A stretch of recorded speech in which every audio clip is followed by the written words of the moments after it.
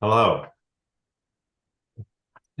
Hammy is out on vacation for this week, and so we're here going to share a little bit as we look forward to this Sunday and the next week of Lent.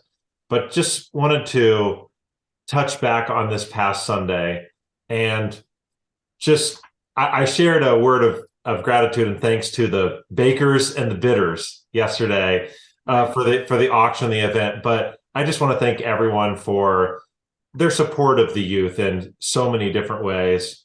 There's going to be a couple more opportunities to support the youth, hear about the trips that they have coming up this summer. But just thanks to everyone who came out, and it was really uh, raised about $1,800 for the youth. So just from a fundraiser perspective, that was great. But it was just also great to see the interaction through the evening and just the smell of all of the good food that people had prepared. So it was really good to be together. It's kind of hard to believe that we're coming on to the fifth Sunday in Lent, or maybe it's not hard to believe. It feels to me like five, like we're in the fifth Sunday, but we are, which means that this is kind of the last of the, I'm going to say, regular Sundays in Lent. Before then, we get to Passion Sunday and Easter. So we're deep into the season. The scripture for this Sunday is from John chapter 11. It's a long text. It's verses 1 through 45.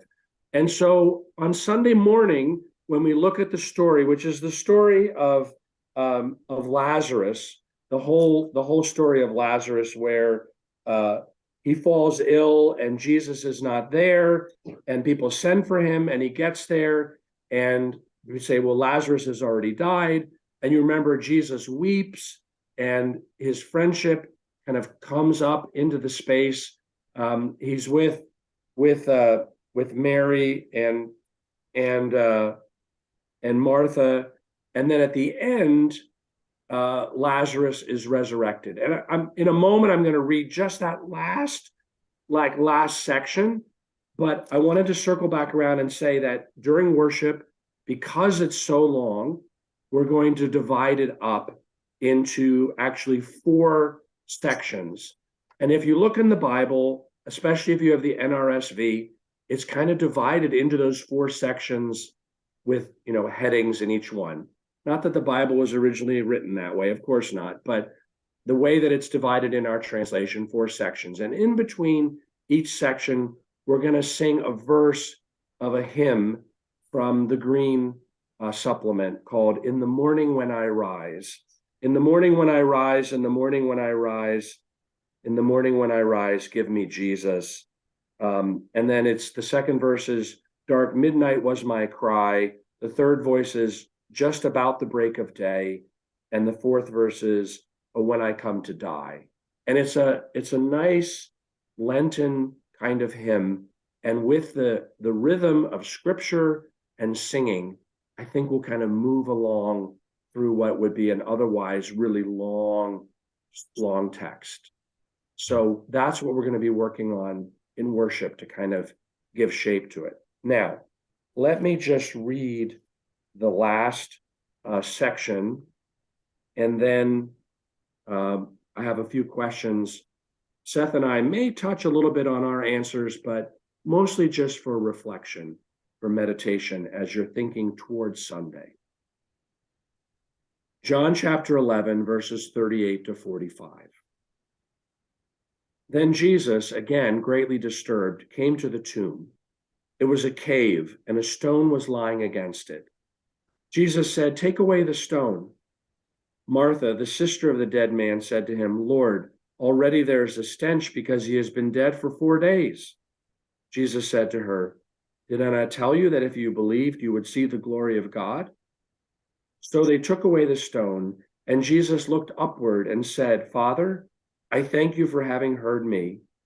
I knew that you always hear me, but have said this for the sake of the crowd standing here, so that they may believe you sent me. When he had said this, he cried out with a loud voice, Lazarus, come out. The dead man came out, his hands and feet bound with strips of cloth, and his face wrapped in a cloth. Jesus said to them, "Unbind him and let him go." Many of the Jews, therefore, who had come with Mary and had seen what Jesus did, believed in him. So here we have this, in a sense, foreshadowing of the resurrection story that's only a couple weeks away for us. And one of the questions that I laid out is this one.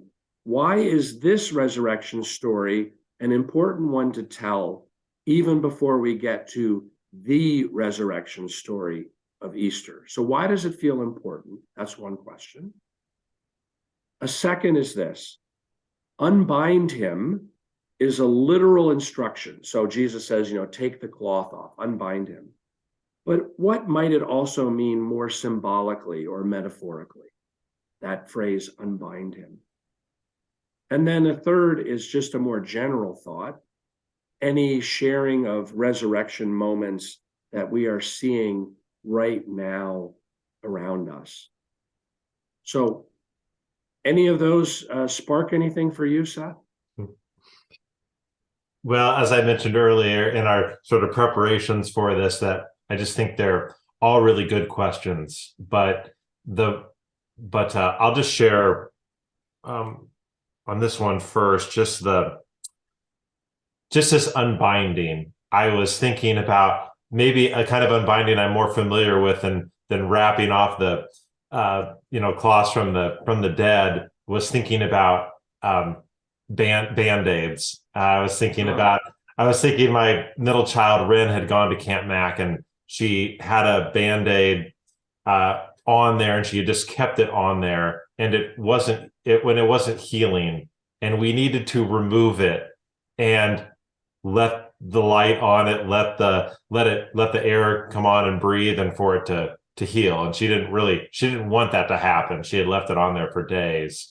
And so I was thinking just symbolically about that kind of imagery of where might we need to let the light shine on something in our lives that needs to be brought into the light, or the Band-Aid needs to be ripped off symbolically or metaphorically for something new to happen or for healing to take place. Just that imagery, I think, is can be powerful in a number of ways. Right. I like that. Yeah, that's a good example. I was thinking a little bit about the resurrection, kind of just general question of why we need resurrection stories. This one, and then the one that's coming. Lent, of course, is from this word that means lengthening of days. I was thinking about how it's strange now that, in the evening, it's like, what time is it? Because of daylight savings, and, suddenly it's lighter, longer. To this morning, even just being a little warmer outside, even though it's gray and wet, it feels more spring-like. And of course, the first day of spring was earlier this week. And all of that, I know it's the natural world. It's not, maybe doesn't feel to people to be necessarily disruptively miraculous, but there's something about things coming back to life that is invites emotional and spiritual, not just awakening, but hope. And so I'm thinking about that today as it gets finally a little bit warmer, maybe a little more spring-like. Maybe we've turned the corner in Indiana. I don't know, but it feels a little bit like that. And so I'm glad for stories like this, but also other hints and signs in the natural world inviting us toward resurrection. All right. Okay. Sit a little bit with this scripture. I encourage you as you look towards Sunday, and then we share in that space of worship. I look forward to that, and I hope you do as well.